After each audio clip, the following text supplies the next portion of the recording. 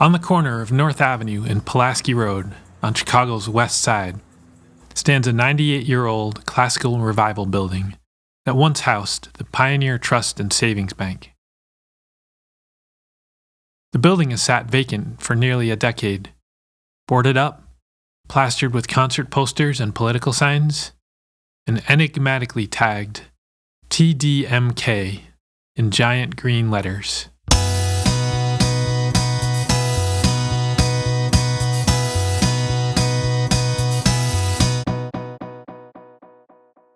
Bill Smiljanić-Pérez founded North and Pulaski Historical Society, a social media page where neighbors, past and present, share old photos and memories of the neighborhood. He lived near the bank in the early 2000s and recalls visiting with his son. Oh my gosh, that main hall is just the amount of detail that they put into that building. It was magnificent. To me, it's like stepping into a cathedral that you would see in some other part of the world, but in your own neighborhood.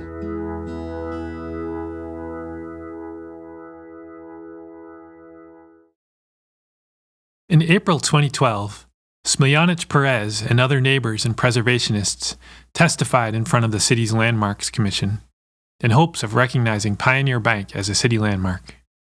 Within 2 months, City Council unanimously approved the proposal. Pioneer Bank joined 13 other neighborhood bank buildings recently approved for landmark status. Built after the financial panic of 1907, during a golden age of bank architecture, these monumental banks rivaled churches and schools in size and quality. Inspired by a sense of permanence, customers would feel their money was safe.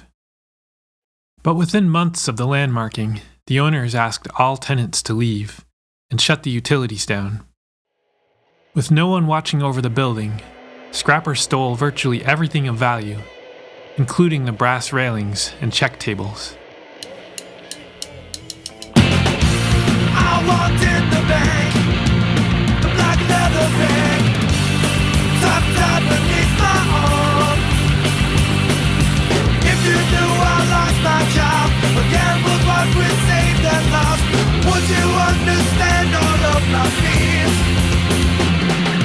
For once in my life, can I do this one thing right? The basement flooded and stayed flooded. By 2016, the bank became a popular destination for urban spelunkers. They saw the wreckage, but perhaps not the history.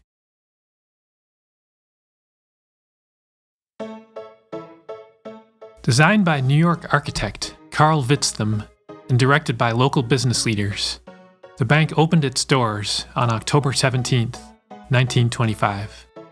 The front facade featured a 3-story portico with Ionic columns and pilasters inspired by ancient Greek and Roman temples, and sculptural panels depicting allegorical scenes of the working man engaged in shipping and trading, mining, blacksmithing, and construction, perhaps honoring those who built this bank.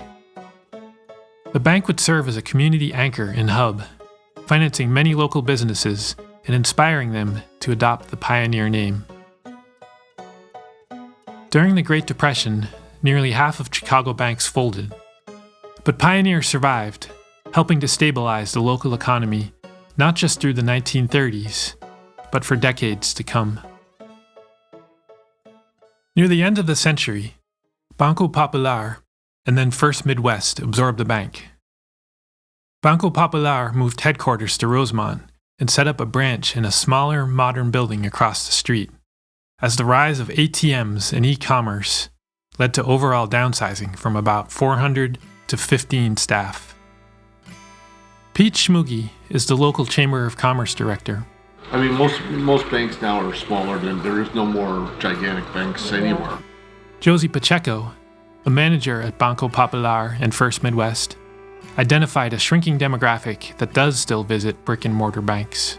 You know, in this area, we still have a lot of seniors. They're not comfortable with online banking. Meanwhile, the owner of the old building struggled to find a new developer, as Schmugi noted. One thing they tried to do was assisted living, but they couldn't get the money from the state. They wanted money from the state to fix it up. One of the homeless shelter organizations even looked at the building. They didn't want it either.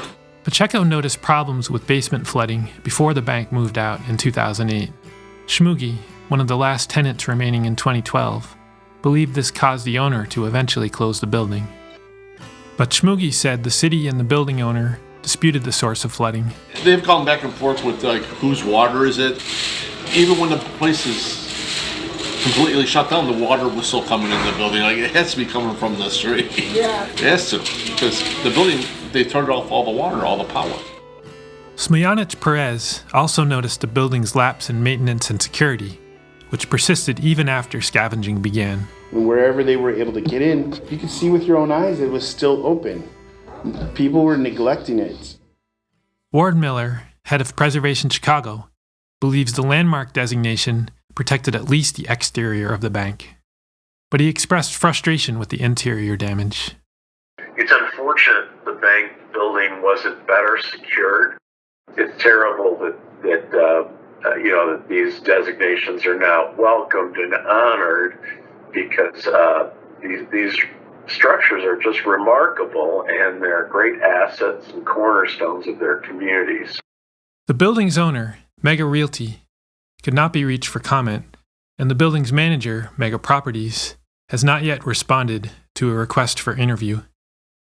But Miller made a more general observation. If there's a disaster, let's say there's a fire at a building, there's an immediate board of service that comes right after the fire trucks leave, and the site is secured. However, if there's no disaster, there's nothing, sort of open window or door that's been pried open, it's really impossible to get immediate action. Other questions remain about how the landmarked building could have fallen into such disrepair. Was the flooding preventable? Was a 2018 City Council ordinance too late to prevent the building's decline? Or did it prevent demolition?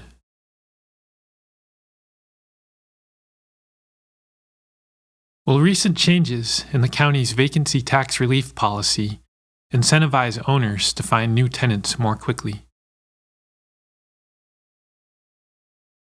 Or is the cost of restoring and maintaining an old building too much for would-be buyers to bear?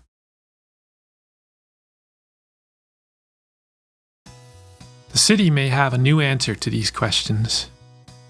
Supported by private and government funding, the city now plans to broker a deal between a private developer and Mega Realty to adapt the bank building for new uses. During the summer of 2021, scaffolding appeared around the building. Mega Realty began addressing leaks through roof and masonry work and sucking the water out of the flooded basement. While the scaffolding was up, a local painting crew tagged the upper story windows TDMK, which stands for Take the Money Crew. Pioneer Bank may have no money left to take from its safety deposit boxes and vault, but sometimes money has a way of coming back around to long neglected places.